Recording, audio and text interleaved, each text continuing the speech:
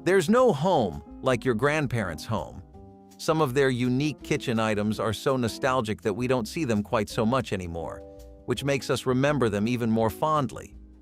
Perhaps it's time to bring them back. Grandmas would often have handwritten recipe cards that they would keep passing down through the family, because these were a way to preserve recipes so that even their kids' grandkids could enjoy the delicious things they would whip up. Recipe cards would often be found in binders or small containers, and it was not like a strict step-by-step cooking guide, but a loving tutorial on how to make the most famous recipes Grandma would cook up. This includes Thanksgiving specials, Christmas delights, and Halloween sweets and treats. As you can probably tell, these were keepsakes for a lot of families and still hold a lot of sentimental value. Butter dishes with lids were something that you would find in almost every household. Just like you would walk in most homes today and expect to find a coffee maker or a deep fryer, back then, in the age of our grandparents, butter dishes were very popular ways of storing the spread. You would keep them at room temperature instead of in the fridge, so they were always soft and spreadable, and you would protect them from any dirt. These existed even before the time of accessible and affordable refrigeration, and they were made from glass or ceramic. Usually, they would be pretty fashionable too, with lots of unique designs and ornate detail put into them. Speaking of fridges, how did people preserve things before they came around? Because keeping everything in a prison of ice was not ideal either. See, in those times, people had mason jars with really airtight seals. These became essential for the produce and grocery of the time, which was always vegetables, jam, and jellies. Sometimes families, especially grandmothers, would use them for storing meat, and this symbolized how common canning became after the Great Depression and World War I. Preserving your harvest in a mason jar was about the best and smartest thing you could do for extending its shelf life by a good margin. A fun thing they used to do was water baths and pressure canning in mason jars, which was a big habit amongst gardeners and home chefs. Nowadays, we just do not get cookie jars anymore. It is not like most households do not use them, but in the past, it was a lot more common for people to walk in, see a glass of milk next to a ceramic cookie jar, and then proceed to have an overly sweet and good time. Today, you cannot get that experience because everything comes pre-packaged and made for commercial mass production and sale, focusing on resealable containers that people do not need storage for in other ways. Today, the typical family focuses a lot on being minimal or having glass containers, which are better at storing things than cookie jars, but the aesthetic of them was really nice. Percolator coffee pots were what people used to make their dearly beloved coffee before the age of drip coffee makers in the 20th century. This is how you would make some strong coffee, and it was done by cycling boiling water through grounded coffee. It used a basket and a tube to do those, and they became known for three things: being very straightforward to use and brewing incredibly vibrant and strong coffee.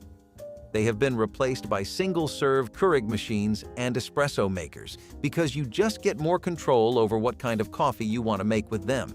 But to get that old-fashioned coffee, some households do still enjoy a percolator. Butter curlers were another little trinket that saw a lot of use in most households, thanks to the simple benefits of life it would let you enjoy, like very pretty-looking butter. Some home chefs were much more focused on presentation, decoration, and maintaining the ambiance with the look of their food than others. They always had butter curlers handy because at formal meals or dinner parties, this elevated the entire mood because of how good it could make your food look. Homes that had hosting and entertaining as a priority always had curlers around, and nowadays some still use them because of the flexibility it gives you.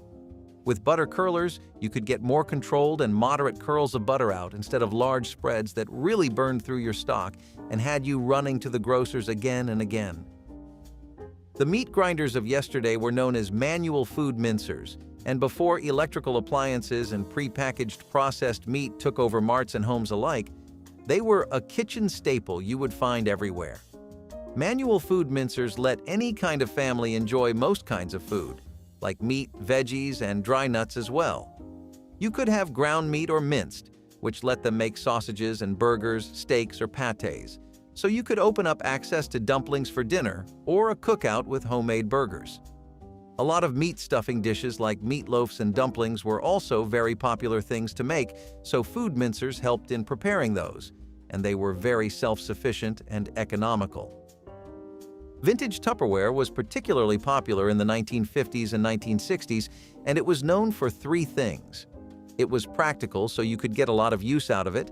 The designs were fresh, new, and very chic, and they had a sense of style and identity with their use of bright colors.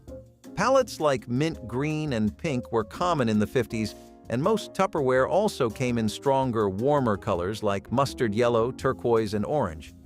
This led to households always having the chance to design their kitchen and eating space however they wanted, down to the forks, spoons, and bowls, and there was just a lot more variety than you would find today. If somebody said they were bringing out the fancy stuff, you could always be sure you would get some pretty-looking cutlery.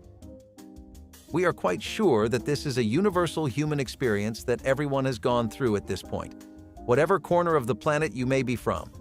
Sometimes you have to sew something yourself. You ask your mom where the supplies are, she points you to your grandmother, who enthusiastically pulls out a biscuit tin or container of sweets.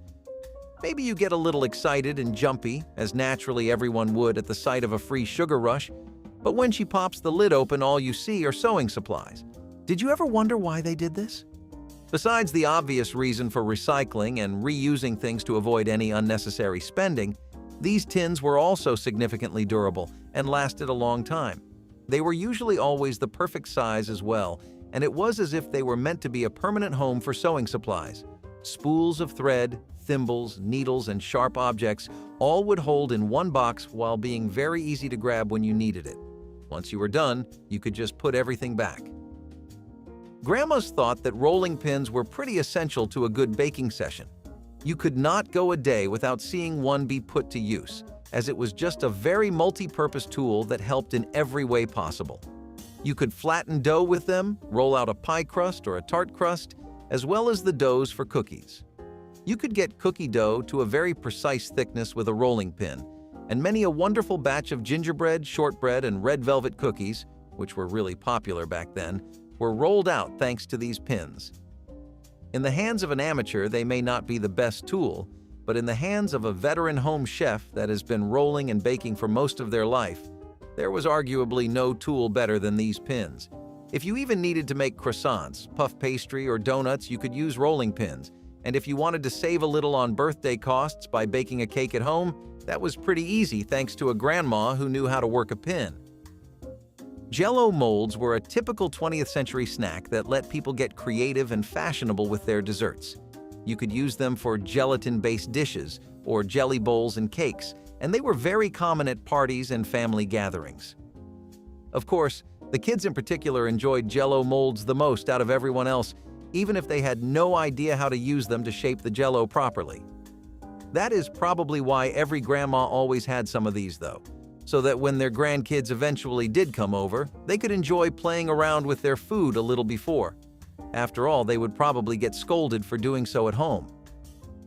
To be honest, most JellO mold brands got really popular in the 1960s in particular as they became a convenient trend since JellO was also getting more and more popular.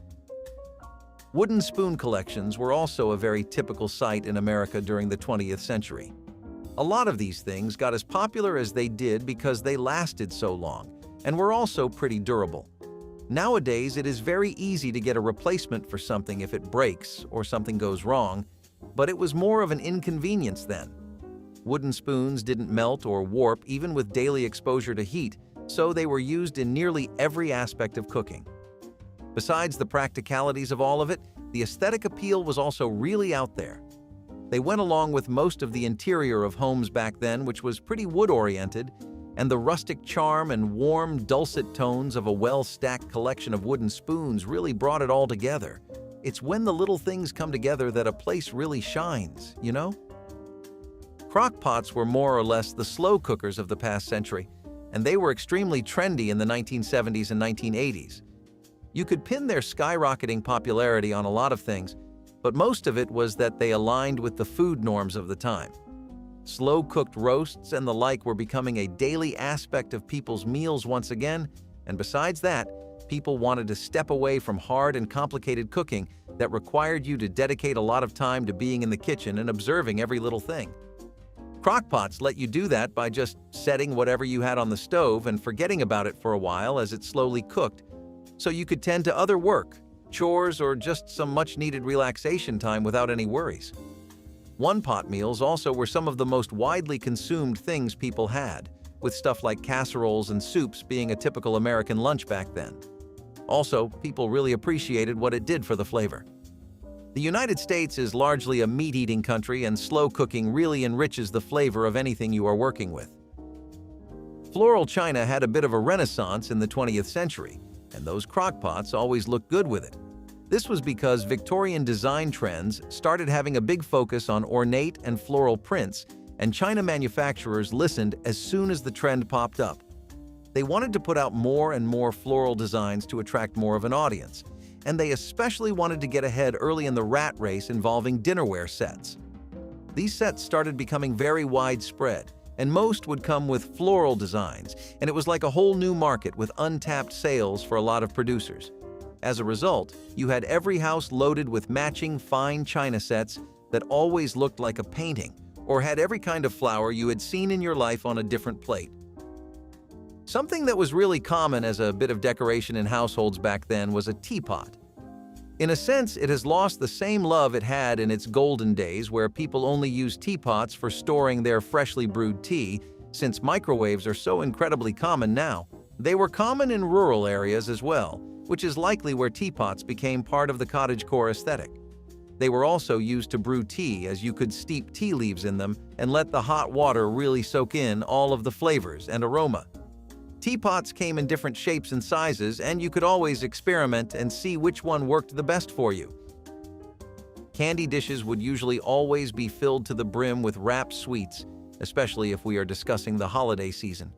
As soon as you had October roll around, people would start preemptively planning their best Halloween ideas and what candies they were going to get to fill up the dishes this year. Many even had really decorative designs to them, like colorful or cut glass and spooky patterning. It was all a part of setting up the vibe of your home back in the day. Going out shopping for new and in-style candy dishes is a thing of the past now. But when people engaged in this activity, it was a bonding event for families. So was emptying those dishes every week, by the way. The pressure cooker was first invented in the 17th century, but most people began associating it with the late 19th and early 20th centuries, when stews became extremely common. Commercial mass production of pressure cookers began around this time, with the first one, the MBG, made in a Chicago factory in 1930. Due to high demand from home chefs, including stay-at-home wives and grandmothers, these cookers quickly gained popularity in the market. You could reduce cooking time with them, and they used a lot less energy than most conventional methods. As a result, people really took to these neat little things. One of the best parts was that it retained two of the most important things about your food better than anything else, which was the flavor and the nutrients. Pressure cooking helped keep more nutrients in your food as it used less water overall, and the tightly sealed environment helped keep evaporation on the down low, and it was really good for handling tough cuts of meat. Something you would always find in your grandma's kitchen besides a pressure cooker, a teapot, and freshly baked gingerbread was a cake stand to display all her baked goodies on. These stands in the 90s were the go-to purchase if you wanted to always have your baking on display, especially if you had a flair and sense for style and presentation. Most grandmas definitely did have that and still do, so you can see why this would get so popular. Also, it made getting dessert a lot more accessible, since all you had to do was go to the stand and get the already sliced and served cake, pastry, or Danish waiting for you. The decorative appeal went for days, though. You could have these in any kind of color, size, material, and design you wanted. The best part was how the design and function always bounced off of each other. Like if they had the space for 3 to 5 cakes each, they would feature more open designs. If they were made of porcelain or glass, then they would be painted cooler colors, and companies worked with each other to make sure that the designs of their products complemented the other. Recipe books with tabs was a really practical habit that grandmas retained throughout their tenure as the best cook in the entire family. Back then, you did not have a notes app or the ability to switch between 120 Google Chrome tabs, but you had to keep your favorite recipes in easy access anyway. Recipe books were also something that grandmas in general would make pretty often because they wanted to preserve their best hits and pass them down for their kids. And their absolute favorites would often be marked with colorful tabs. It also helped to keep things organized according to the situation at hand. Sometimes, you needed an appetizer or a side dish quickly, and you didn't have time to flip through the entire book to locate it. In times like those, it was great to have a recipe book with tabs. We have gone through most of the things that you would find in a kitchen, table, or a typical 90s home, but one last thing that arguably is the one most associated with the time period are those funky salt and pepper shakers with lots of shapes. You had cylindrical ones with rounded tops, and these were the most typical. Then you had the ones that were square or rectangular, and that's about all we have for the basic shakers. The fun starts at the ones shaped like animals, which kids and grandparents alike adored. Birds, cats, dogs, whales, and a lot more were available, so every family could have its animal of choice. It was common to get salt and shakers that resembled the family pet too. That's it for items that our grandmothers kept in their kitchen. Like, subscribe, and let's keep these memories alive.